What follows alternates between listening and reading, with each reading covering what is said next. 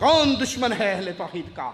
जिसके दिल में शिर्क जन्म ले चुका है, परवान चढ़ चुका है, वो जिन्होंने अपनी पीरों की कब्रों को सजदे तो बड़े अरसों से शुरू किए हुए थे, रुकू बहुत अरसे से शुरू किया हुआ था, ठंड नहीं पैंदी सी, ठंड नहीं पड़ती। जब इंसान गुनाह करता है शैतान और करवाता है, और कर, इससे आगे, इससे आगे, इससे आगे। वो गुनाहगार को किसी जगह पे टिकने, सजदे करते रहे, कब्रों को तवाफ करते रहे। हमने इंडिया के एक मज़ार की ये सूरत भी देखी, उस कब्र पे जो कुब्बा बनाया गया है वो बाकायदा बैतुल्लाह का मॉडल बनाया गया है। जम्मे गफीर उस नकली काबे का तवाफ कर रहा, सबज चादरें उनके हाथ में, अंदर दाखिल हो रहे और बाबों की कब्रों के ऊपर चादरें चढ़ रही।